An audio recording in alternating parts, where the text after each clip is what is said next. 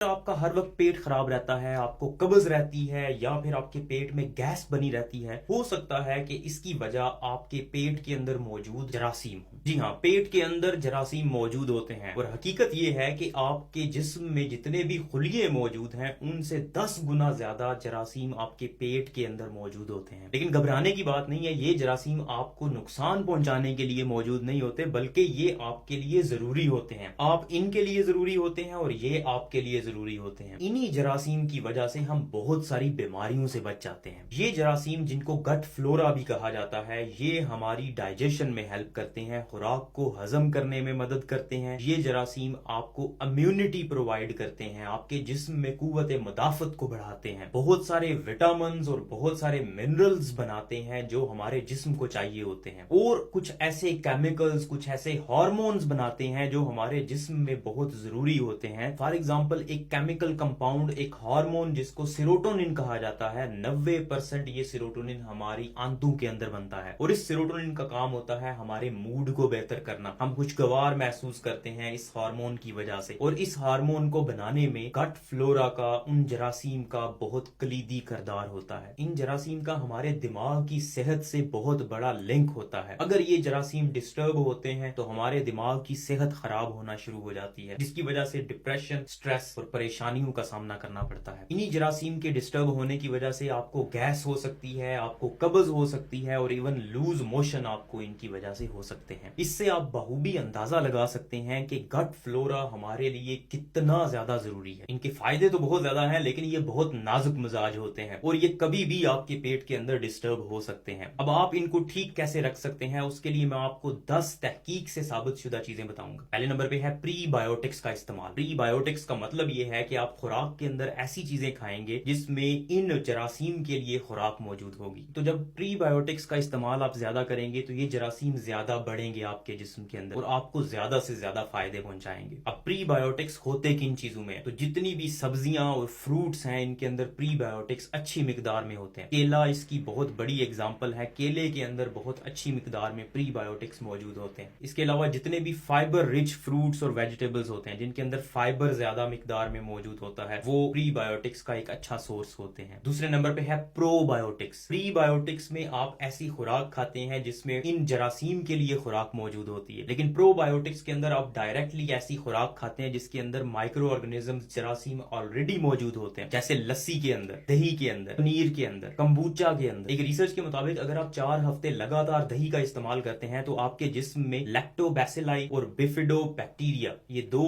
Micro organisms की मिकदार ज्यादा हो जाती है और ये दोनों अच्छे बैक्टीरिया हैं जो आपकी गट की हेल्थ को बेहतर बनाते हैं। तीसरे नंबर पे है अपनी खुराक के अंदर डाइवर्सिटी लेकर आना। डाइवर्सिटी का मतलब ये है कि आपने किसी एक तरह की खुराक नहीं खानी, बल्कि मुख्तलिफ तरह की खुराक खानी है। ऐसा नहीं कि अगर आपको गोश्त पसंद है तो आपने सब्जियां बिल्कुल इस्तेमाल नहीं करनी। जब आप एक तरह की खुराक खाते हैं तो कुछ एक specific type of micro organisms grow करना शुरू हो जाती है और जो दूसरे माइक्रो ऑर्गेनिजम्स होते हैं जिनको सब्जियां चाहिए वो आहिस्ता आहिस्ता कम होना शुरू हो जाते हैं, जिसकी वजह से आपके पेट के अंदर जो माइक्रो ऑर्गेनिजम्स का एक पूरा सर्कल बना हुआ होता है वो डिस्टर्ब हो जाता है। उसकी वजह से आपको मसाइल का सामना करना पड़ता है। इसलिए अपनी खुराक के अंदर सब्जियां भी शामिल करें, फल भी शामिल करें, गोश्त भी शामिल करें, दालें भी शामिल करें। हर तरह की खुराक आपकी डाइट का हिस्सा होनी चाहिए। चौथे नंबर पे गैर जरूरी दवाइयों के इस्तेमाल से परहेज करें। जब आप गैर जरूरी दवाइयां इस्तेमाल करते हैं, स्पेशली एंटीबायोटिक्स का इस्तेमाल करते हैं, तो उसकी वजह से आपके पेट के अंदर मौजूद जरासीम मरना शुरू हो जाते हैं और जब वो मर जाते हैं तो आपको बहुत सारे प्रॉब्लम्स का सामना करना पड़ता है। इसी वजह से जब आप एंटीबायोटिक्स लेते हैं तो उसके बाद अक्सर आपको लूज मोशन लग जाते हैं या फिर कब्ज हो जाती है। उसकी यही वजह होती है कि आपके पेट के अंदर जरासीम डिस्टर्ब हो गए, उसकी वजह से खुराक ठीक तरह से हजम नहीं हो रही और आपको मसाइल का सामना करना पड़ रहा है। इसलिए गैर जरूरी दवाइयों के इस्तेमाल से परहेज करें। हाँ, कभी कभी आपको दवाइयां इस्तेमाल करना पड़ जाती हैं, जैसे आपको कोई इन्फेक्शन हो गया तो आपको एंटीबायोटिक्स का इस्तेमाल करना पड़ेगा, लेकिन जब भी आप कोई एंटीबायोटिक का इस्तेमाल करें तो उसके बाद बहुत जरूरी है कि आप डाइवर्स फूड का इस्तेमाल करें, मुख्तलिफ तरह की चीजें इस्तेमाल करें, ना कि सिर्फ एक चीज के ऊपर इन्हसार करें। 5वें नंबर पे इंटरमिटेंट फास्टिंग है। अगर आप रोजाना कुछ देर के लिए भूखा रहते हैं तो उससे भी आपके पेट के अंदर मौजूद जरासीम ग्रो करते हैं। एक रिसर्च के मुताबिक अगर आप 1 महीने में कुछ दिन के लिए भूखा रहते हैं तो आपका गट फ्लोरा बहुत जबरदस्त इंप्रूव हो जाता है। इंटरमिटेंट फास्टिंग में आपने दिन में 12 या 16 घंटे फास्टिंग करना होती है, मतलब आपने कुछ भी खाना नहीं होता। पी सकते हैं आप, पानी पी सकते हैं, कॉफी पी सकते हैं, लेकिन कोई भी ऐसी चीज जिसमें ताकत मौजूद हो, जिसमें न्यूट्रिएंट्स मौजूद हो, वो आपने इस्तेमाल नहीं करनी। फास्टिंग या भूखा रहने के इतने ज्यादा फवायद हैं कि इंसान सदियों से इसकी प्रैक्टिस करते आ रहे हैं। इवन बहुत सारे मजाहिब के अंदर फास्टिंग को प्रेफर किया गया है, रोजा रखने को तरजीह दी गई है। छठे नंबर पे है स्ट्रेस। अगर आपको किसी भी किस्म की स्ट्रेस है, चाहे आपको घर में किसी वजह से टेंशन है, चाहे आपको काम में किसी जगह पे टेंशन है, तो उस टेंशन की वजह से, उस स्ट्रेस की वजह से आपके पेट के जरासीम मुतासर होते हैं। और जब पेट के जरासीम मुतासर होते हैं तो ये उस तरह के केमिकल्स पैदा नहीं करते जो आपके लिए मुफीद होते हैं। उसकी वजह से आपकी स्ट्रेस मजीद बढ़ती है और एक विशियस साइकिल चल पड़ता है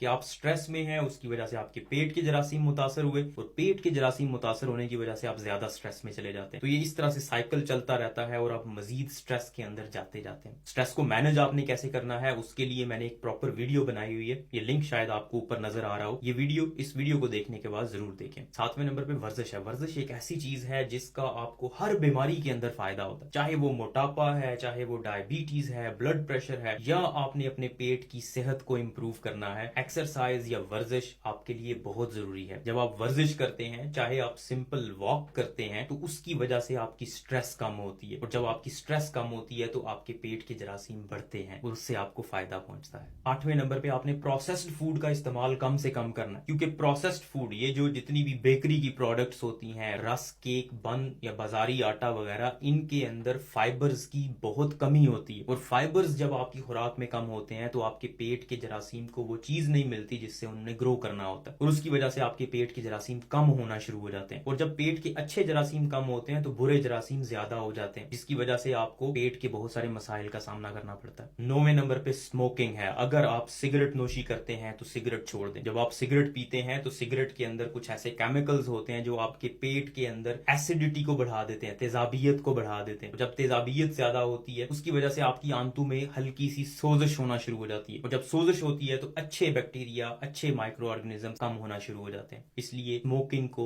तर्क करते हैं। 10वें नंबर पे जो बहुत जरूरी है वो है अपनी नींद को पूरा करना। जब आप अपनी नींद पूरी नहीं करते तो आपके जिस्म में सोजिश बढ़ना शुरू हो जाती है, आपके जिस्म में स्ट्रेस बढ़ती है, उसकी वजह से भी आपके अच्छे जरासीम पेट में कम होना शुरू हो जाते हैं और जब अच्छे जरासीम कम होंगे तो आपके जिस्म में अच्छे काम होना बंद होना शुरू हो जाएंगे और जिस्म में बुरे काम होना स्टार्ट हो जाएंगे। इसलिए अपनी नींद को हमेशा पूरा करें। एक आपका फिक्स टाइम होना चाहिए, 7 घंटे सोना है या 8 घंटे सोना है, उसी टाइम पे सोएं, उसी टाइम पे जागें। सोने से पहले बहुत ज्यादा खाना नहीं खाएं, सोने से पहले चाय नहीं इस्तेमाल करें या सोशल मीडिया और मोबाइल फोन का इस्तेमाल ना करें। उम्मीद है आपको ये वीडियो पसंद आई होगी। इस वीडियो को लाइक करें, इस चैनल को सब्सक्राइब करें ताकि इस तरह की मजीद इंफॉर्मेटिव वीडियोस हम आप तक पहुंचाते रहें।